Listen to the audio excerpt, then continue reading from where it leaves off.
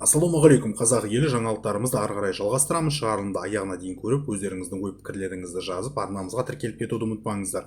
Всем привет, друзья! Мы продолжаем новости. Шілде айында 20 мың отбасына 500 миллион теңгенің азық-түлігі таратылады. Әр отбасына 50 келі азық-түлік жеткізіледі. 1 шілдеден бастап ел тірегі елбасы акциясы тағы бір рет өтеді. Бұл туралы халық қайырымдылық қорының қамқоршылар кеңесі хабарлады.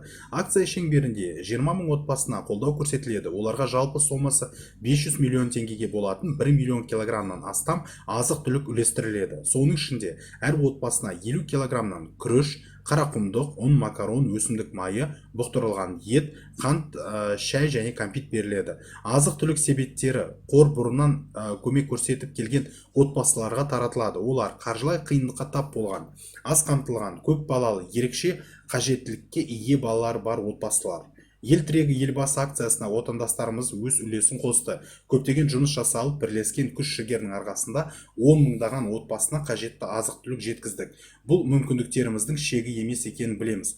Халық қорының қайырымдылық акциясы 2021 жылы бірнеше рет өтеді. Еліміздің барлық азаматы мен кәсіпкеріне үндеу, ынтымақтастықта болыңыз, шет қалмаңыз, бізге қосылыңыз. Ел тірегі елбасы акциясын қолдайық, бәріміз біріксек, қайырымды істер артады, деді халық қамқоршылар кеңесінің төрайымы Динара Кулебаева. Қор бастамасын еріктілер де қолдап, азық-түлік себеттерін отбасыларға дейін тасымалдауға көмектесті.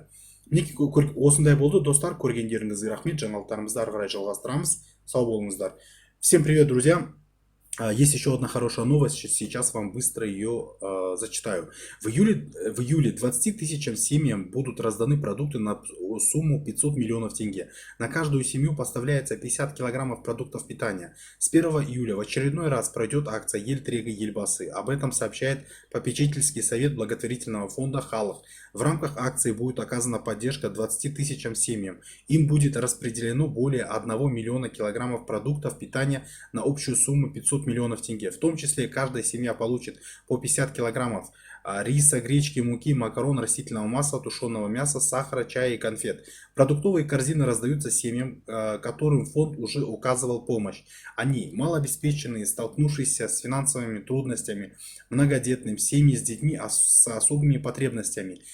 Вклад в акцию «Ел тірегі елбасы» внесли наши соотечественники. Было проделано много работы. Совместными усилиями мы доставляли десятки тысячам семей необходимые продукты питания. Мы знаем, что это не предел наших возможностей. Благотворительная акция фонда «Халық» в 2021 году пройдет неоднократно. Обращение ко всем гражданам и предпринимателям нашей страны. Будьте солидарны, не оставайтесь в стороне, присоединяйтесь к нам. Поддержим акцию «Ел тірегі елбасы».